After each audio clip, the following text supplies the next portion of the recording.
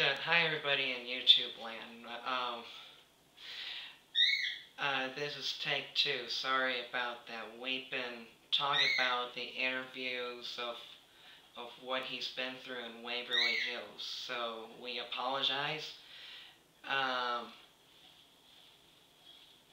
First of all, Niel had showed this picture first of what it used to look like in Waverly Hills.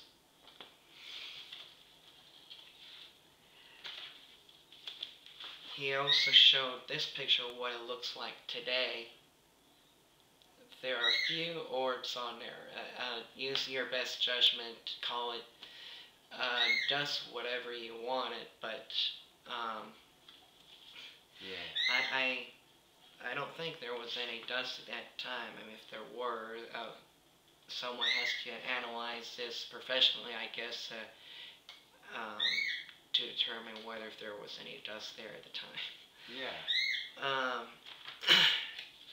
Well, this is your friend, right? Yeah, that's my friend in that photo.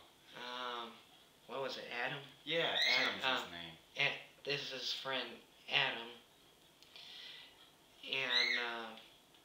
And there's an orb floating above his head. Let me see. He had shown the morgue. Yeah, that's the morgue. I don't know if you can see this very well, but this is Timmy's ball and some orbs around here without the flash and everything. Yeah, and in case you didn't know anything about Timmy, Timmy is a boy who still haunts the 4th floor of Waverly Hills, and there's a ball of his that's up there on that floor that he's allowed to kick around, and they hear the ball hitting the walls and stuff sometimes in the middle of the night because Timmy's ghost still kicks the ball around, and we found that ball. It was very creepy. It was so dark. And the 4th floor is actually haunted by a lot of shadow people too. The shadow people are types of ghosts where you just see a black apparition in the shape of a person of, I guess, where their body once was. We didn't see any shadow people, but we certainly felt really weird walking through that 4th floor. And tell us again about the one that you were being lowered in, or what was it? A train, I think you said. Oh yeah, that was the death tunnel. When we went down to the basement, and everybody in our small tour group was afraid to go down into the death tunnel. And what the death tunnel was an underground tunnel that went 300 feet down to where there were train tracks. And the train tracks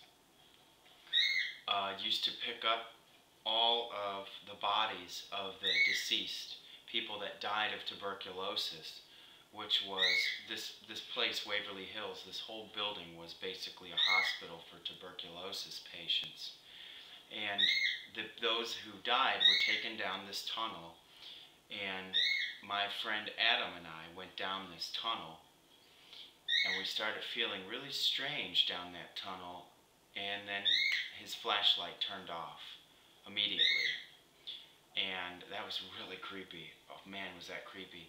Well, we got out of that tunnel, and then the flashlight turned right back on, and so we felt like there was something down there with us. We also talked about when he was in the tunnel or somewhere where you got this creepy feeling that they showed the exits too, right? Oh yeah. Yeah, we were following our tour group because they were showing us where the exits were, where the staircases are, in case we get scared and we want to leave. And it was a very small tour group, but we lost track of them because we were so interested in what was going on in these other rooms.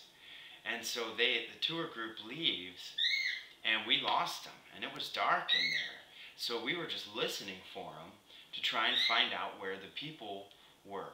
and we heard a bunch of voices coming from downstairs in the basement. And we thought that's where our tour group went. So we followed the voices down the basement. And when we got down in this basement, there was a big, empty, dark, black room.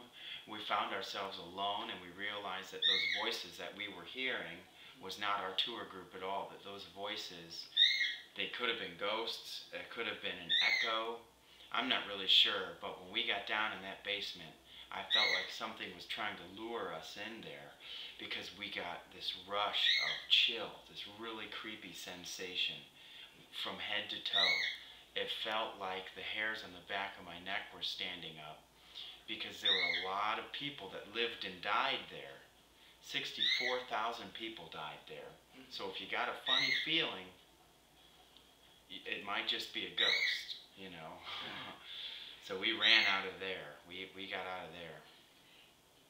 And you were saying that the third floor is where the women were. Mm-hmm. In the picture I showed you previously. Yeah. Yeah, and the picture Alex showed was the third floor. That's where all the women were taken to be treated separately. A lot of the women were separated. Well, all the families were separated together. It was pretty sad, because entire families would go in there together and they'd immediately get separated to different floors. The women were on the third floor. The fourth floor was split by both men and women, but the fifth floor was where all the children played, and those who were,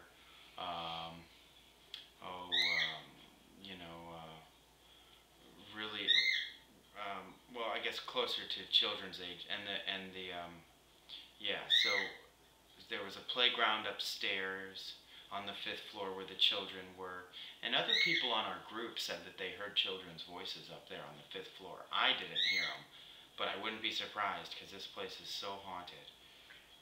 And I don't know if you went up one more level or two, between 6 and 7, but I'm pretty sure. Was there any activity that you know of you want to share from there? Or? Well, there was one incident on the fifth floor, or on the fourth floor, where we saw Timmy's ball. You remember that picture that you just showed of Timmy's ball? Yeah. I actually kicked it. I didn't kick it very hard.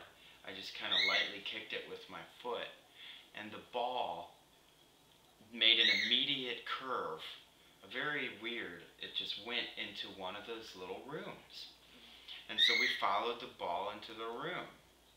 And then we looked down, and the ball was right next to a blue balloon. And it gave me a really creepy feeling, because I felt like that there was still, Timmy was in there playing with his ball. It was really strange. But yeah, when we got stuck in the basement, when I said that there were voices that we thought we heard, and we were going down to the basement, when we got down in the basement, that's where they made all the bread. That's where the storage rooms were. That's where the kitchens were. And I forgot to mention, there was a big 10-foot rusted metal cross, rusted solid, on its side, that it probably was mounted on top of the building at one time, but is no longer there. And so this whole place, from top to bottom, was empty rooms, empty hallways, weird feelings, weird voices. It's a very haunted place, and as you said before, ghost hunters went there. But didn't they bring infrared? They brought in infrared cameras, a special kind of recording infrared camera that showed a little boy that you don't get to see a full clear picture, but they knew it was like a little boy running into his room. So that creeps me out just thinking about it. Yeah. Yeah, this place was full of energy.